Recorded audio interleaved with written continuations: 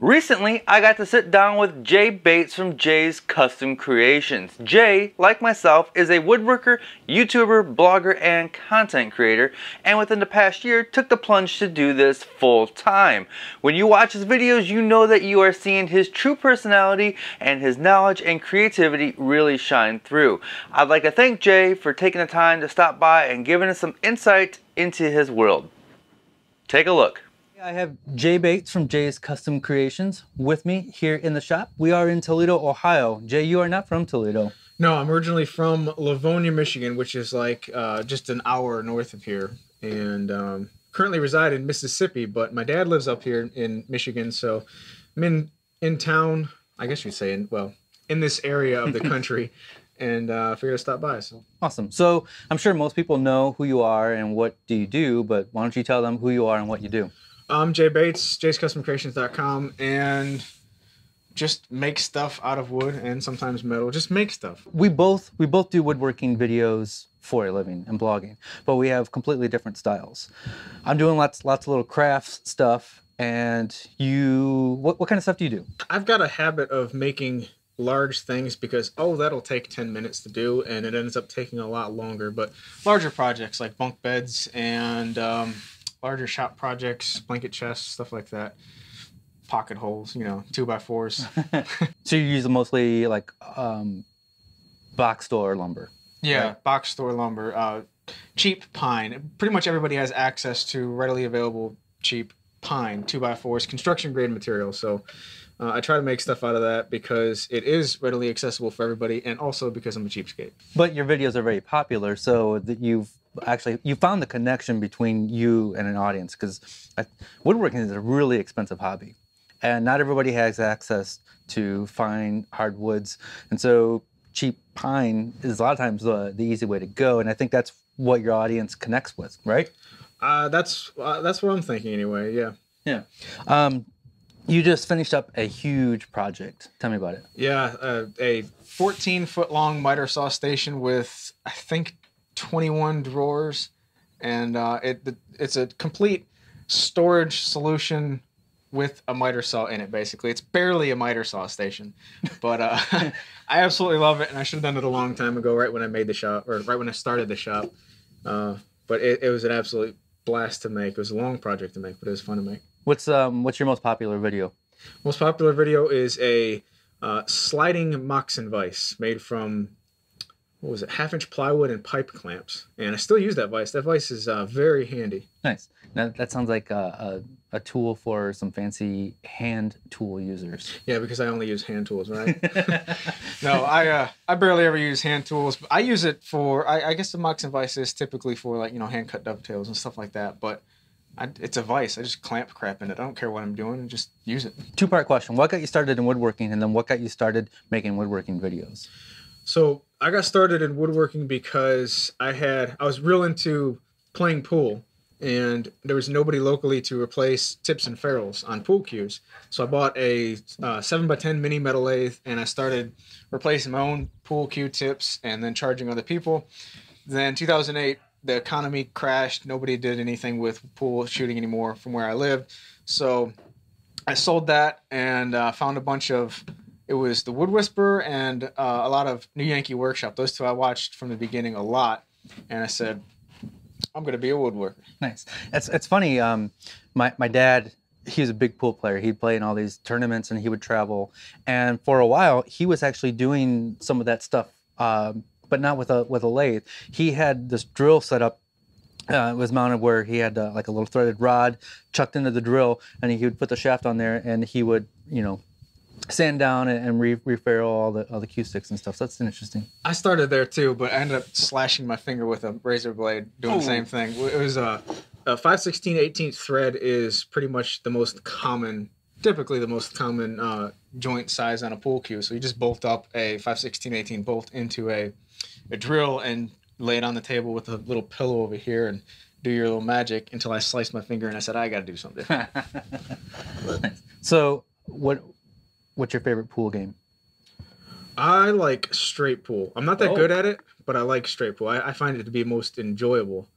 But I think I've got like a high run of like 25, something small like that. Because I was going to challenge you to a game of 9-ball.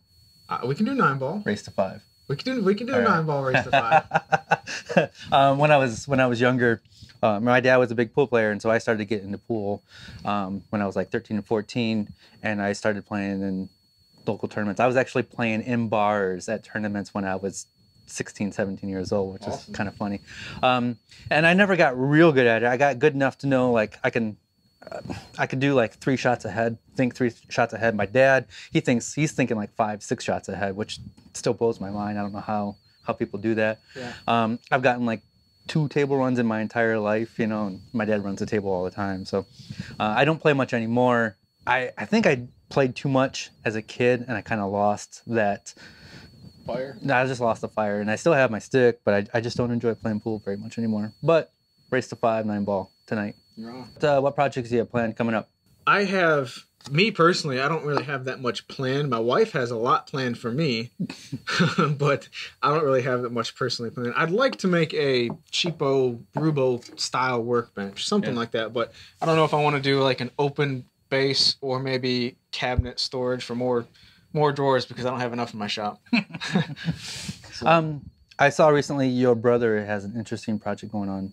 What's he doing? My brother is never been around the whole building and do-it-yourself, so he's hitting this head on. But he bought I think it's like an 18.5 by 9 cargo trailer, something like that. It's a cargo trailer, and he is turning it into a tiny house. So it is a complete learning project for him, a learning experience, and he's documenting the whole thing here on YouTube, and he's got a website and all that good stuff. So I don't know when he'll be completed with it, but I'm up there helping him with the floors right now, and he's having a lot of fun with it, and hopefully he'll be able to get it done within a year or so. Nice.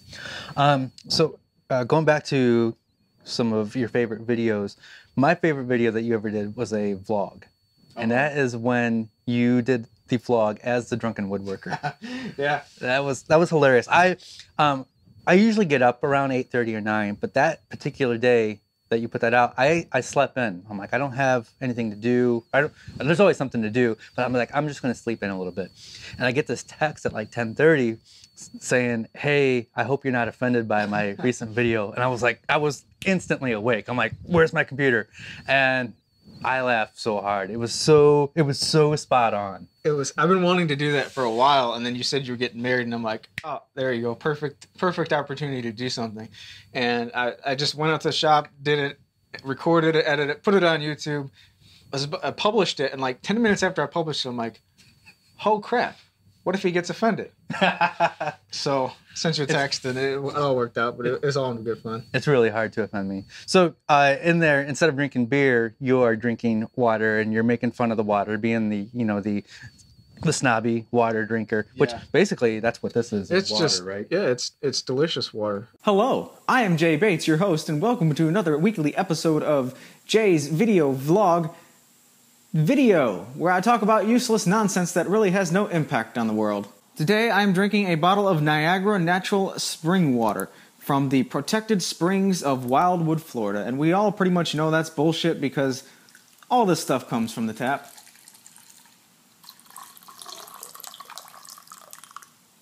I'm also drinking it out of my Dolly Parton's Dixie Stampede mug that I got from Pigeon Forge. It's a boot mug, and you probably don't have one. Good stuff.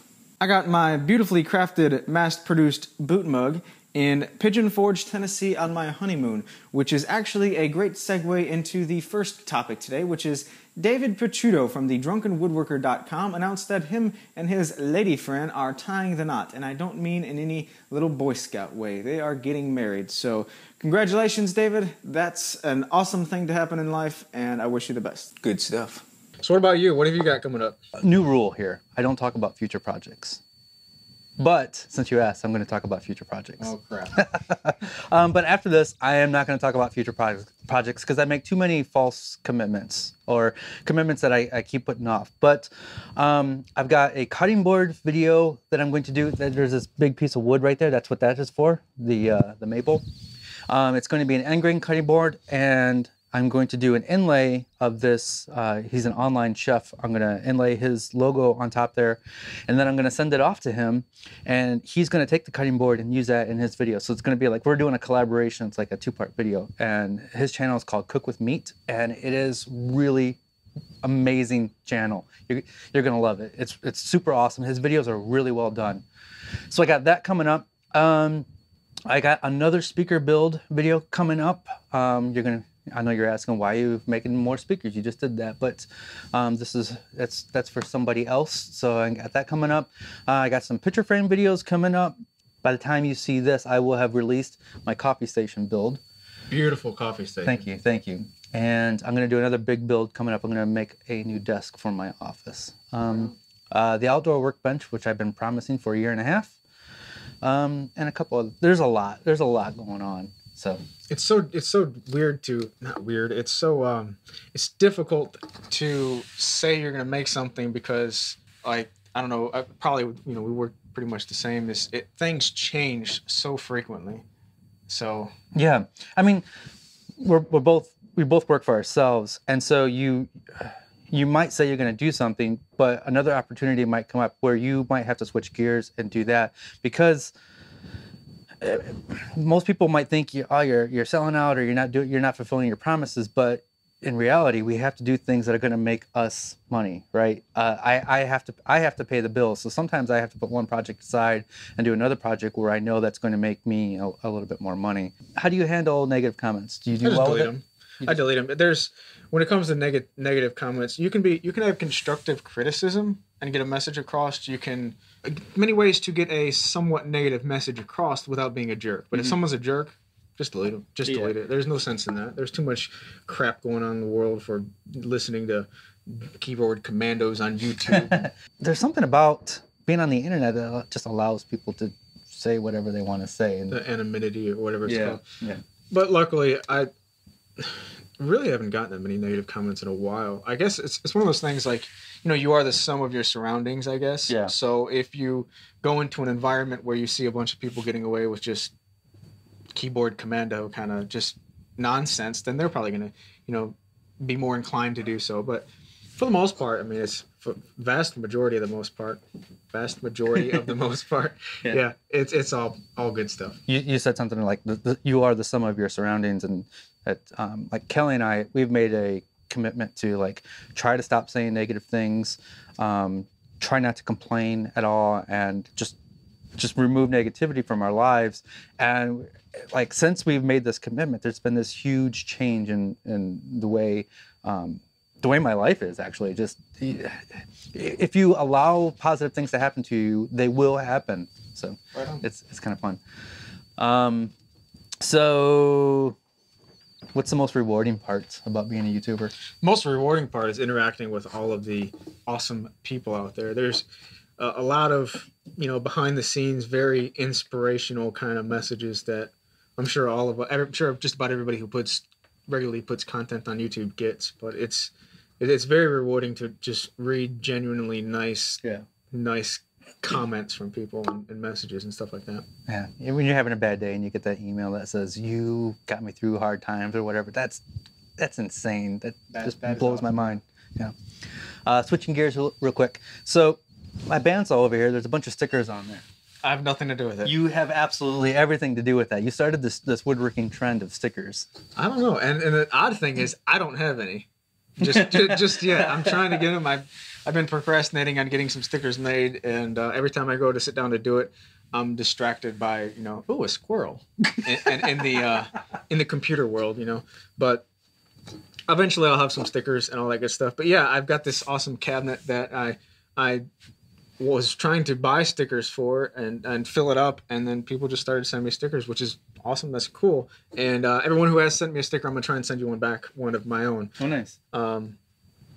But yeah, it's a 3 foot by 18 deep, 7 foot tall or 6 foot tall metal cabinet. I think it's 7 foot tall metal cabinet, and it's pretty much half full on the front and one side. So nice. It looks pretty cool. Now, you actually went to my website and you bought my stickers, and I was like, "You fool! I was gonna just send you some." Well, that's what the whole thing was started out to be. Is I was gonna buy the stickers anyway. So, yeah.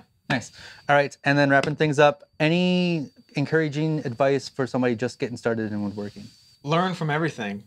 You're gonna fail a lot in doing small stuff, and not necessarily major fails, but learn from everything, good and bad. Not everything is all peaches and cream the first time you do it, but learn from it, and you'll get better at it. Awesome. Well, cheers. Cheers. Mine's empty. Man, I got some catching up to do. Yeah. All right. Well, thanks for stopping by. Absolutely.